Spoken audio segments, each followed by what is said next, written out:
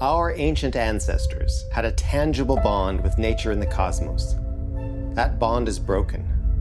Join me, Shaman Eagleheart, as I connect with spirits who want to share their advice about how we rebuild this bond. The spectacular standing stones of Callanish on the Isle of Lewis hold great teachings of love and connection. Connection to nature, to the stars, and to each other.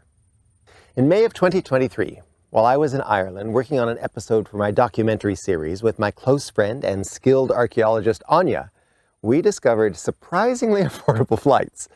So we took this as a sign, and off we went. Now, the remote island of Lewis is a wild, windswept part of the Outer Hebrides Islands of far northern Scotland. The large Callanish stones are the most famous monument, but there are dozens of other circles. I mean, seriously. Throw a shoe and you'll hit a stone circle. This island was and still is a pilgrimage site. It's a site of great teaching. Each circle that Anya and I visited seemed to have a particular purpose, and the spirits we met at each circle had a different role. It's almost as if each set of stones served as a unique classroom with its own set of ancient professors. Oh, there are so many stories to share about the circles that we visited, but for this episode, I want to share the lessons we received from the stones of Callanish 3, or in Gaelic, Croch Fallabaveg. Every day, as we drove out to various sites, we would pass by Croch Fallabaveg, and each day both Anya and I would feel a pull to go and meet these stones. We had a massive list of sites to visit, and the small circle of Callanish number 3 just hadn't made the cut. But over dinner, on the second night, we agreed that as we both were feeling a pull to Callanish number 3, we had to see what was up. So the next morning, we honored the call. Now, after our ceremony of introduction and intention and asking permission, we walked into the circle, and whoa, we were hit with the most intense feeling. Waves of tremendous joy and happiness. We looked at each other, and Anya said, it feels like they're actually happy to see us. I mean, it was a huge sensation. It was as if the stones were old friends greeting us after a long separation. As a shaman, I know that stones have consciousness, and stones that become part of a ritual site hold particular messages and particular teachings. But these stone spirits, they were off the chart. We both started to tear up as our hearts were flooded with the most profound feelings of love and acceptance. Oh, sorry, just to orient you. There are 2 stone circles here, an inner arrangement of 4 tall stones and an outer circle about 60 meters in diameter composed of 8 stones. And the dating of this circle is to around 5,000 or so years ago. So as Anya and I paused to get our bearings, I was drawn to one of the stones in the inner circle. And approaching it, I spontaneously wrapped my arms around it. And to my surprise, it hugged me back. And as I hugged this stone, I continued to weep. There was so much love flowing between us. Truly, I hugged that stone for a very long time. It just felt so comforting. The stone, it seemed to grow softer and warmer. It was an immediate transmission, immediate transformation out of this time and into a more timeless ancient past. I could feel the sun on my shoulders, not the damp drizzle that was the weather in our time. And as I sank deeper into this embrace, the stone spoke to me. It offered a beautiful teaching about hugging. She explained to me that love is the biggest power we have, and our greatest healing gift is to give unconditional acceptance. What I was perceiving as love with this stone was this feeling of absolute acceptance and welcome. The stone said, we can give this to each other. And it's best given without words, through a hug. In the moment of embrace, you know that you have been welcomed and accepted. As I lifted my head to look around, I was completely in the ancient time. Across from me, there was a cluster of maybe about 5 children. They were gathered around another standing stone. Their attention was on an older young person who had his arm around the stone, and the 2 of them, the stone and this young man, they were teaching the children. As I separated from the hugging stone, There were two spirit guides waiting for me, a young woman and a young man. I'm really bad at age, but I'd say they were maybe about 18, 19 or so. They glanced at the children, and the young woman explained that this circle was the place for teaching children how to work with stones and how to converse with them. The young man said that the stones wanted to share their teachings with me. Well, the two of them led me over to meet some of the other standing stones. Well, this was another of those tough navigations because in their time, we were traversing a smooth, paved surface. But in my time, I had to be careful to dodge puddles and stone obstacles. Look, I did okay, but I do wonder what they thought of me, lurching and stumbling while they just walked smoothly on this surface. When we got there, the stones seemed taller than they are now, and they were shiny and clean. Their lines of gray and pink and white were way, way more pronounced.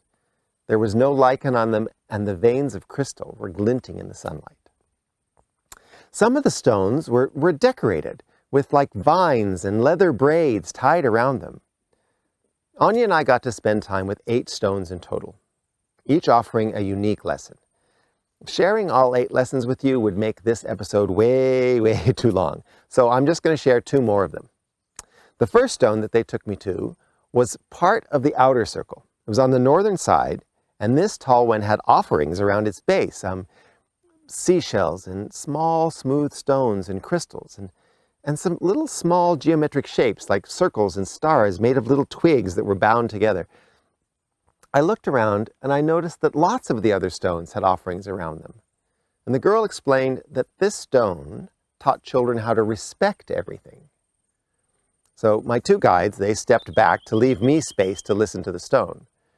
The stone explained that its lesson was to teach the children that in order to respect everything, you had to start with finding beauty in everything. The stone said that you have to spend the time to find the beauty. You'll find the beauty because of the way it moves, or the way that it grows, or its pattern and its design. Well, as it happens, I was looking down at the ground when I was listening to the stone. And in my time, there was a black slug crawling through the grass. Now, as I looked at the slug, I took the time to observe. It was the most stunning diamond pattern on its back, a perfect example of the unexpected beauty in all things. Well, the stone explained that once you find the beauty, you can feel the appreciation and the love for that particular being. And once you love, you have respect for it. As soon as I received this teaching, the young man stepped forward and he said, "That's a pretty simple lesson, isn't it? Spend enough time to find the intrinsic beauty in something, and then appreciation of beauty leads to love, and love leads to respect.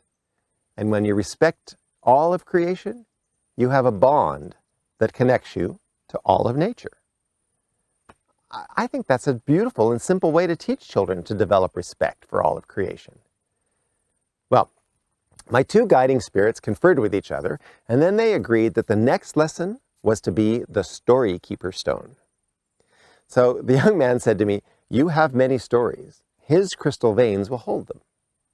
I approached the stone and I placed my forehead against the shimmering crystal pattern. I felt the stone breathe with me, and it said quietly, "Your story is important. You must tell your story."